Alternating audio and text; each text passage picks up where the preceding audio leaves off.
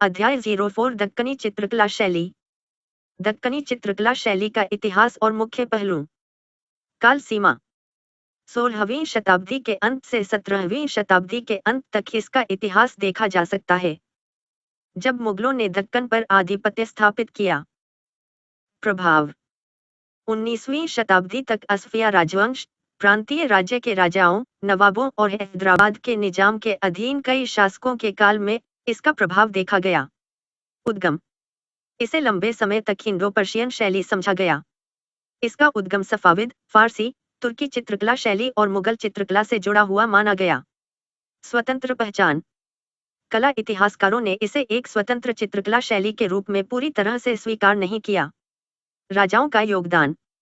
दक्कन के कई शासकों ने इस शैली को संरक्षण प्रदान किया। उन्होंने चित्रकारों को बहाल किया और उनकी संवेदनशीलता को बढ़ावा देते हुए शासकीय आवश्यकताओं के अनुसार चित्रण करवाए। चित्रण विषय। मानवाकृति, ऐतिहासिक और धार्मिक आकृतियों का चित्रण इस शैली में प्रमुख था। मुगल चित्रकला के अतिरिक्त सफाविद और ओटोमन शैली में भी इसी प्रकार की कलात्मकता देखी जाती है। कलात्मक विशेषता। इस शैली के चित्र हूबहू चित्रण और सौंदर्य के सहज अभिव्यक्ति के लिए मशहूर थे। सांस्कृतिक और क्षेत्रीय प्रभाव। दक्षिण भारत के पठारी क्षेत्रों, विंध्य पर्वतों से दूर में सांस्कृतिक और क्षेत्रीय विशेषताओं के साथ आकर्षक और सशक्त चित्रकला का विकास हुआ। प्रमुख केंद्र बीजापुर, गोलकुंडा और अहमदनगर जैसे क्षेत्रों ने दक्कनी चित्रकला को विकसित किया। रंगों का प्रयोग। इस शैली में मधुर रंगों की तीव्रता और संयोजन का विशेष प्रभाव था। विषय वस्तु। चित्रों में प्रणय और सौंदर्य के वातावरण का चित्रण हुआ। प्रसिद्ध उदाहरण सुल्तान आदिल शाह द्वितीय तंबूरा बजाते हुए 1595-1600 फारिक बेग द्वारा निर्मित। यह चित्र राष्ट्रीय संग्रहालय, प्राग, चेक गणराज्य में स्थित है। अहमदनगर चित्रकला शैली के प्रमुख पहलू। प्रारंभिक उदाहरण। दक्कनी चित्रकला के शुरुआती उदाहरण अहमदनगर के हुसैन निग्याम शाह प्रथम 155365 के कविता संग्रह में मिलते हैं। चित्रों का मुख्य विषय। 12 विवाह के चित्रण में रंगों की भव्यता और रेखांकन की मधुरता स्पष्ट रूप से देखी जा सकती है। युवती का चित्रण। युवती का चित्रण मालवा और अहमदाबाद के प्राक मुगल चित्रकला से साम्यता रखता है।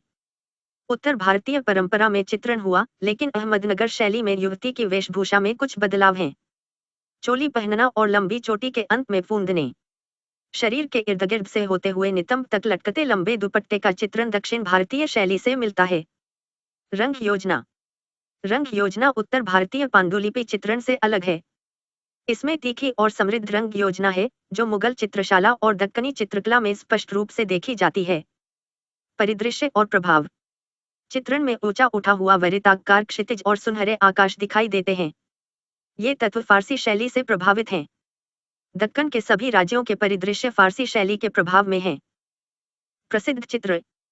सिंहासन पर बैठे राजा, अहमदनगर 156569। यह चित्र भारत इतिहास संशोधक मंडल, पूना में संग्रहित है। नारी चित्रण में विशेषताएं। दक्कनी रागमाला चित्रकला में नारी चित्रण में वेशभूषा पर विशेष ध्यान दिया गया। 16 बालों का जोड़ा लिपाक्षी भित्ति चित्रों की तरह गर्दन पर टिका हुआ है। क्षितिज का लोप कर दिया गया है और उसकी जगह रंगहीन पृष्ठभूमि में छोटे पौधों का चित्रण किया गया है। पुरुषों की वेशभूषा। पुरुषों की वेशभूषा उत्तर भारतीय प्रभाव से मेल खाती है। लंबे नुकीले चाक वाला जामा और छोटी पगड़ी का चित्रण अकबरी लघु चित्रकारी से संबंधित है। चित्र संभवतः दिल्ली और अहमदाबाद के बीच के क्षेत्र में बने हैं। 1567 बुखारा के चित्रकारों ने दक्कनी चित्रकला पर भी प्रभाव डाला। संदर्भ के लिए बांकीपुर लाइब्रेरी, पटना में संग्रहित एक पांडुलिपि। यह चित्रण यूसुफ द्वारा हस्ताक्षरित है। 1569 गोलकुंडा का प्रभाव। इब्राहिम आदिल शाह से संबंधित चित्र संभवतः गोलकुंडा में शासन करने वाले इब्राहिम कुतुब शाह के शासनकाल 155080 के दौरान बने थे। चित्रों का संग्रह। पांडुलिपि में 7 लघु चित्रकारी शामिल हैं, जो पूरी तरह से बुखारा शैली में चित्रित हैं। बीजापुर चित्रकला शैली के प्रमुख पहलू। मुख्य ऐतिहासिक संदर्भ। 16वीं शताब्दी के बीजापुर के चित्रों में 1570 का नुजुम अल उलूम महत्वपूर्ण ग्रंथ है। इसमें कुल 876 लघु चित्रकारी शामिल हैं।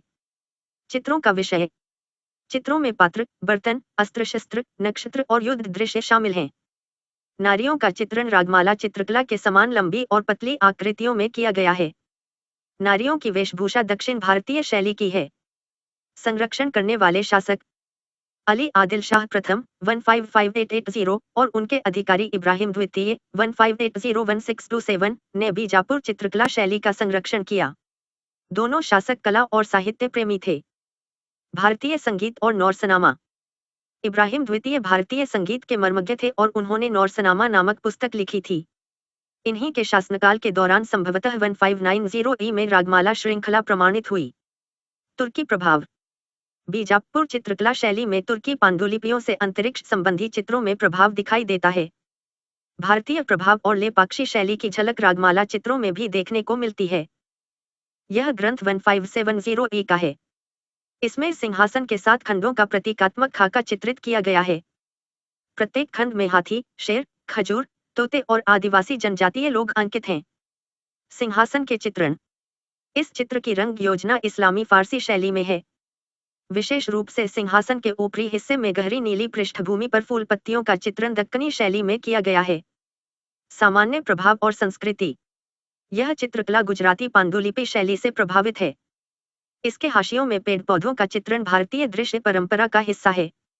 योगिनी चित्रण विषय वस्तु योगिनी एक आध्यात्मिक और साधना में विश्वास करने वाली आकृति। इसका चित्रण शारीरिक और मानसिक अनुशासन के साथ आध्यात्मिकता की ओर संकेत करता है। चित्र की विशेषताएं योगिनी के चित्र में लंबवत संयोजन और व्यक्तिगत शैली का प्रभाव दिखाई देता है। चित्र की पृष्ठभूमि में योगिनी की लंबी आकृति के ऊपर दाएं कोने में सफेद शंकु आकार अंकित है। योगिनी की आकृति सिर पर ऊंचा जोड़ा है जो उसे लंबा दिखाता है। अग्रभूमि में सुंदर फूल और पौधों का चित्रण किया गया है। संरक्षण स्थान यह चित्र 17वीं शताब्दी का है। यह Chester BT library, Dublin, Ireland में संरक्षित है।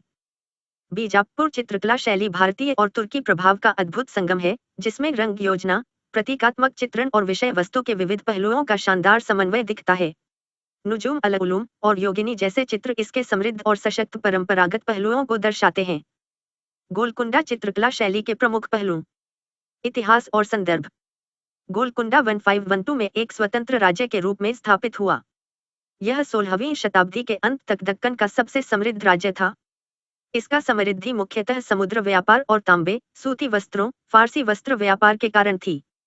17वीं शताब्दी में यहाँ हीरा पाया गया, जिसने व्यापार को और मजबूत किया। गोलकुंडा चित्रकला का महत्व 17वीं शताब्दी में डच व्यापारियों द्वारा सुल्तानों की छवियां यूरोप में ले जाने पर गोलकुंडा चित्रकला प्रसिद्ध हुई। चित्रकला के अधिकतर चित्र सांकेतिक डिजाइन व वास्तु संरचनाओं से जुड़े थे। प्रारंभिक चित्रकला गोलकुंडा की सबसे प्रारंभिक 5 लघु चित्रकला शैली के उदाहरण 1463 के हाफिज के दीवान में मिलते हैं। इन चित्रों में दरबार के दृश्य, युवा शासक और उसकी दरबारी गतिविधियों का चित्रण हुआ है। चित्रकला की विशेषताएं चित्रों में सुनहरे रंगों का प्रचुरता से प्रयोग हुआ। आकाश, वास्तु, नर्तकियों और आकृतियों का चित्रण किया गया। दरबार की दृश्य प्रस्तुतियों में फर्श पर चित्रित कालीन और चित्रित भवनों की संरचना शामिल है। वेशभूषा और रंगों का प्रयोग चित्रों में बैंगनी रंग का उन्मुक्त प्रयोग हुआ है। चित्रकला में नीले और सुनहरे रंगों के अद्भुत संयोजन व बादलों के चित्रण की शैली दिखती है। महत्वपूर्ण चित्र और विषय वस्तु 1590 चित्र में गोलकुंडा की पारंपरिक पोशाक और सुरुचिपूर्ण तकनीकी गुण दिखाई देते हैं। चित्र में दरबारियों के वस्त्र और गतिविधियों का अद्भुत चित्रण हुआ है। सूफी प्रभाव और चित्रण विशेषताएं सूफी कविताओं की पांडुलिपियों में लगभग 20 लघु चित्रकारी शामिल हैं।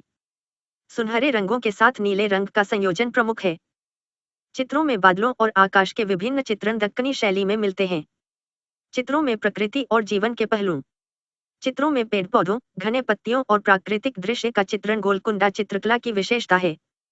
एक चित्र में छोटी चिड़िया से बातचीत करती स्त्री का चित्रण भी दर्शाता है कि दक्कनी चित्रकला के प्रभाव इस शैली में दिखते हैं। मुख्य चित्रों के उदाहरण मुहम्मद कुली कुतुब शाह का चित्र 1590 नर्तक प्रदर्शन के दृश्य और उनके दरबार की गतिविधियां दिखती हैं।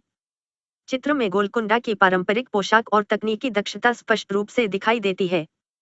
सूफी कविता के चित्रण सुनहरे और नीले रंग के विभिन्न संयोजन से बना चित्र जो सूफी प्रभाव और प्राकृतिक तत्वों के चित्रण में महत्वपूर्ण है। 1605 to 15 इस चित्र में मोहम्मद अली का चित्रण प्रकृति और जीवन के सौंदर्य के साथ चित्रित किया गया है। यह चित्र आधुनिक तकनीकी और सौंदर्यबोध के संयोजन को दिखाता है। संयोजित घोड़ा।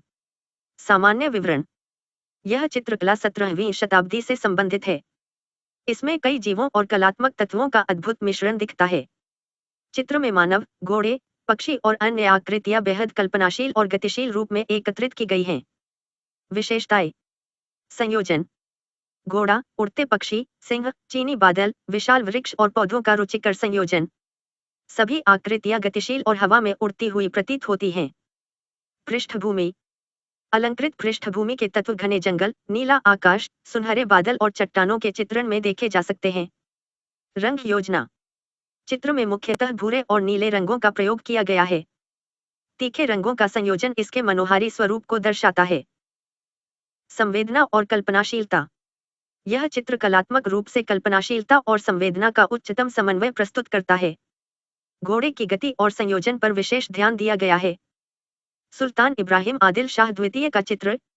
विवरण। घोड़े, चट्टानों और अन्य प्राकृतिक तत्वों के चित्रण के साथ यह चित्र असाधारण ऊर्जा से परिपूर्ण है। इस चित्र में इब्राहिम आदिल शाह द्वितीय के वस्त्र और घोड़े की तेज गति का प्रभाव स्पष्ट रूप से दिखता है। विशेषताएं। पृष्ठभूमि। घने जंगल, कई हरा रंग, नीला आकाश और सुनहरे सूर्य की किरणें। प्रकृति के तत्व, पेड़, घास और अन्य प्राकृतिक तत्व तस्वीर में जीवंतता प्रदान करते हैं। चित्रण का प्रभाव। घोड़े और चट्टानों का चित्रण फारसी प्रभाव दर्शाता है। राग हिंडोल की रागिनी पथमासिका। संक्षिप्त विवरण। यह चित्र राष्ट्रीय संग्रहालय, नई दिल्ली में संग्रहित है। यह दक्कन की चित्रकला का एक उत्कृष्ट उदाहरण है, जिसमें फारसी प्रभाव स्पष्ट रूप से दिखाई देता है। विशेषताएं। संगीत और शैली। यह चित्र रागमाला परिवार से संबंधित है। इसके विषय में भारतीय संगीत तत्व शामिल हैं। चित्र की संरचना। गुंबदों में बेलबूटों की सजावट फारसी प्रभाव प्रस्तुत करती है। केंद्र में एक महिला भारतीय वाद्य यंत्र वीणा बजा रही है। अन्य महिलाएं नृत्य करती हुई प्रतीत होती हैं। रंग योजना। चित्र में चमकीले रंग, विशेषकर लाल और हरे रंग का प्रयोग। सुल्तान अब्दुल्ला कुतुब शाह। संक्षिप्त विवरण। बीजापुर के सुल्तान अब्दुल्ला कुतुब शाह का चित्र। यह चित्र राष्ट्रीय संग्रहालय, नई दिल्ली में संग्रहित है। विशेषताएं। संकेत और प्रतीक। सुल्तान सिंहासन पर बैठा हुआ है और तलवार थामे हुए है। उसके सिर के चारों ओर देवत्व का प्रभामंडल दर्शाया गया है। फारसी प्रभाव। चित्र में फारसी प्रभाव स्पष्ट रूप से देखा जाता है। हजरत निजामुद्दीन औलिया और अमीर खुसरो। संक्षिप्त विवरण। यह चित्र भी राष्ट्रीय संग्रहालय, नई दिल्ली में संग्रहित है। इसमें 13वीं शताब्दी के सूफी संत हजरत निजामुद्दीन औलिया और उनके शिष्य, प्रसिद्ध कवि अमीर खुसरो का चित्रण है। विशेषताएं। सांस्कृतिक प्रस्तुति। इसमें सूफी परंपरा और संगीत का चित्रण किया गया है। सरल चित्रण। यह चित्र तकनीकी रूप से सरल है, लेकिन इसमें विषय की गहराई और अर्थ स्पष्ट हैं। पोलो खेलते हुए चाँद बीबी व विवरण। यह चित्र बीजापुर की रानी चाँद बीबी को पोलो खेलते हुए दिखाता है। यह चित्र राष्ट्रीय संग्रहालय, नई दिल्ली में संग्रहित है। विशेषताएं। संस्कृति और खेल। पोलो खेल इस चित्र में राजनीतिक और सांस्कृतिक प्रतीक है। प्रांतीय शैली। यह चित्र देर से विकसित हुई प्रांतीय शैली का उदाहरण है।